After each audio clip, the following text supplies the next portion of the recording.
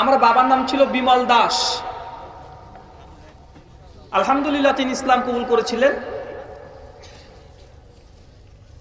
আর যেহেতু আমার বাবা ছিলেন হিন্দু, আমার বাবার যেগুলো গোষ্ঠী আছে, মানে জেঠি জেঠিমা যারা আছে, পিসিমা আছে, তারা এখনো হিন্দু। মানে প্রথম সূচনায় আমার বাবাকে দিয়ে যে আমরা ইসলাম কবুল করলাম, প্রথম হচ্ছে একটা ডাল প্রথম আমরা বেরিয়েছি। কথা বুঝতে পারছেন কি? আমার জেঠা জেঠিমার ঠাম্মা যারা আছে এখনো হিন্দু, তবে তাদের সঙ্গে সার্বিকভাবে সম্পর্ক এখনো মজবুত আছে এবং ভালো। প্রথম শুরুতেই ভিডিও দেখলেন যে রাহুল ব্রাদার সে নিজে পরিচয় দিয়েছে, সে নিজে ছিল হিন্দু, তার পিতা ছিল হিন্দু, তার পিতার নাম ছিল বিমান দাস। বিমান দাসের ছেলে রাহুল ব্রাদার। এখন তার আত্মীয় স্বজন তার এখনো হিন্দুই হয়ে আছে। তো এই রাহুল ব্রাদার হিন্দুর মানে তার পিতামাতা সবই হিন্দু ছিল, মুসলমান হয়েছে। তো এই রাহুল ব্রাদার সে মাদ্রাসায় পড়াশোনা করেনি, সে নিজের বাংলা শিক্ষিত মানুষ। সে ইমামে আজম আবু হানিফা রহমাতুল্লাহ আলাইহের মাযহাবকে মানা হারাম বলে, মানে কি মানা বেদাত বলে। তো আমরা দেখব বা আপনারা দেখবেন যে রাহুল ব্রাদার সে কতটা পরেজগার। আর ইমামে আজম আবু হানিফা রহমাতুল্লাহ আলাইহ তিনাকে আমরা মানি, তাই তিনি কতটা পরেজগার এবং কতটা শিক্ষিত ছিলেন। যে ইমামে আজম আবু হানিফা রহমাতুল্লাহ আলাইহ তিনি আপনার মানে হাদিস মুখস্থ ছিল 6 লক্ষর কিছু কম বেশি হাদিস মুখস্থ আছে। তো ইমামে আজম আবু হানিফা রহমাতুল্লাহ আলাইহে তিনি এত পরেজগার ছিলেন যে 80 হিজরিতে তিনি জন্মগ্রহণ করেছিলেন। তো ইমামে আজম আবু হানিফা রহমাতুল্লাহ আলাইহে তিনি মানে কি হাদিস কোরআন ফিকহ মান্তিক সমস্ত কিছু তিনি মুখস্থ মানে করেছিলেন। তো ইমামে আজম আবু হানিফা রহমাতুল্লাহ আলাইহ তিনি 1 রাকাত নামাজে মানে যখন কোরআন শরীফ পড়তেন, তো ইমামে আজম আবু হানিফা রহমাতুল্লাহ আলাইহ রমজান মাসে 60 খতম কোরআন মাজিদ তেলাওয়াত করতেন। রমজান মাসে 60 খতম কোরআন শরীফ পড়তেন। আর বেশিরভাগ সময় 1 রাকাতে তিনি 30 পারা কোরআন শরীফ তেলাওয়াত করে নিতেন, 1 রাকাতে 30 পারা। তারপরে আব্দুল্লাহ ইবনে মুবারক বলে যে তিনি 45 বছর এশার অজুতে ফজরের নামাজ পড়েছে, আলহামদুলিল্লাহ। তারপর আরও কি বললেন যে ইমামে আজম তিনার মানে কি কবরের কাছে জীবনদশায় সেখানে 6000 খতম কোরআন শরীফ তেলাওয়াত করেছেন। যেখানে তিনি দাফন হবেন সেই জায়গায় 6000 কোরআন খতম করেছেন। তো ইমামে আজম আবু হানিফা রহমাতুল্লাহ আলাইহ তিনি শুধু তাই নয়, তো ইমামে আজম আবু হানিফা রহমাতুল্লাহ আলাইহ তিনি 55 বার হজ করেছিলেন।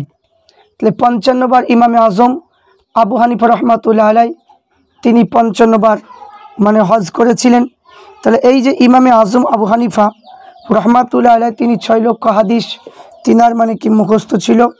শুধু তাই নয়, তিনি অনেক কিতাবও মানে কি লিখেছেন, অসংখ্য হানাফি মাযহাবের কিতাব রয়েছে।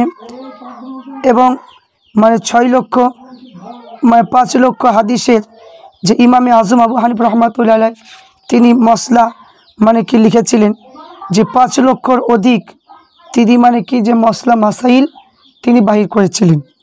তো ইমামে আজম আবু হানিফা রহমাতুল্লাহ আলাইহ তিনি আরও মানে কি অনেক তিনার ইতিহাস মানে কি পাওয়া যায়। যে ইমামে আজম রহমাতুল্লাহ আলাইহ তিনি 50খানা হাদিসের গ্রন্থ সনদ সহ হাদিসগুলো লিখিত মানে লিখেছেন। তো হানাফি ফিকহ গ্রন্থে বিনা সনদে বা আবিষ্কৃত মসলাগুলো লিখিত আছে। তো দ্বিতীয় হাদিসগুলো যারা হাদিস না বলে তারা একেবারে অগ্র মূর্খ। তো ইমামে আজম আবু হানিফা রহমাতুল্লাহ আলাইহ 6 লক্ষ মসলা সংগ্রহ করেছেন। তাহলে এই যে ইমামে আজম আবু হানিফা রহমাতুল্লাহ আলাইহ তিনি যে এত বড় শিক্ষিত, তিনার যে হাদিস এত মুখস্থ এবং 6 লক্ষ মসলা মানে কি বাহির করেছে এবং 50খানা হাদিস তিনি নিজে লিখেছেন এবং 6 লক্ষ মানে কি এবং অসংখ্য তিনার ফিকহ কিতাব রয়েছে যেগুলো হাদিস কোরআন অনুযায়ী লেখা। তাহলে এবার আমি আপনাদেরকে বলবো যে যারা ইমামে আজম আবু হানিফাকে মানে কি মানতে নারাজ, যারা মাযহাব মানতে নারাজ, যারা মাযহাব মানতে চায় না, যারা মানে কি সুন্নি জামাতের মানে কি সুন্নি জামাতকে নিয়ে যারা ইঙ্গিত করছে এই সমস্ত রাহুল ব্রাদারদের মতো বক্তারা, তারা মানে এই সমস্ত ব্রাদার মানে রাহুল মানে যারা সাধারণ মানুষের কাছে ফেতনা ছড়াচ্ছে, তো সাধারণ মানুষ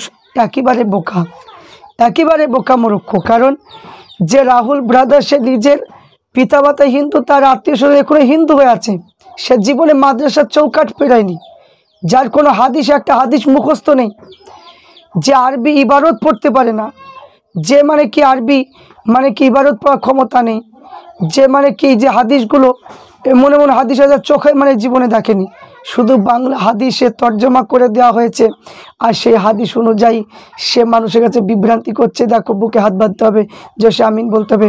তো এখানে বোকা যে মানে কি বাংলাতে যে মানে লিখে দিয়েছে, এটা শুধু তর্জমা করে দিয়েছে, আর ব্যাখ্যা তো পড়তে হবে। বুখারী শরীফের ব্যাখ্যা মানে ফতহুল বারি, শরহে বুখারী পড়ো, উমদাদুল কারি, এসব বইগুলো পড়া হিম্মত নেই, এগুলো মানে কি পড়া হিম্মত নেই, কারণ এগুলি পড়তে অগাধ মানে জ্ঞানের প্রয়োজন।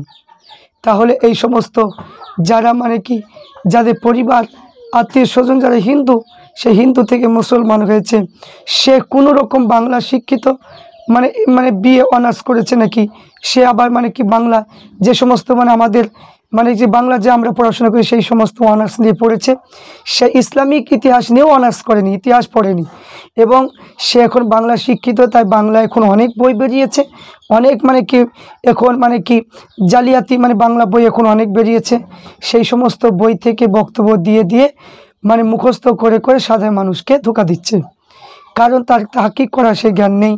তাহকিক করতে গেলে একটা হাদিসকে বুঝতে গেলে ইমামে আজম বলেছে 15 রকমের জ্ঞান লাগবে, সেই রকম 15 রকমের জ্ঞান এখন বলতে একটা আলেম জন্মায়নি।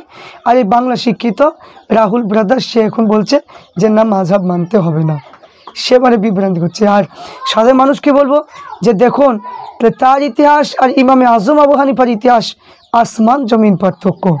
তাই এখানে এরা মানে এদের কথা শোনা যাবে না, কারণ এরা শিক্ষিত নয়, এরা বেশি শিক্ষিত নয়, তাই এদের কথা শোনা যাবে না। তাই আমি বলবো প্রত্যেককে বলবো সঠিকটা জানুন। যে কোনো জিনিসকে তুলতে গেলে যদি বলে যে না যে নাভির নিচে হাত বাঁধা যাবে না, ওটা মানে কি জয়ীফ হাদিস আছে, তো এই যে নাভির নিচে হাত বাঁধা জয়ীফ হাদিস বলছে, তাহলে সাধারণ মানুষ আমাদেরকে এখানে টার্গেট নিতে হবে যে না ও যে মানে জয়ীফ বললো, তাহলে এখানে সে কতটা শিক্ষিত, আর যারা সহি বলেছে তারা কতটা শিক্ষিত, তারা কতটা পরেজগার, তারা কতটা তাকওয়া করেছে, তারা কতটা মানে কি হালাল খাবার খেয়েছে, বা কতটা মানে পরেজগার হয়েছিল, তো সেইগুলো বাছাই করতে হবে।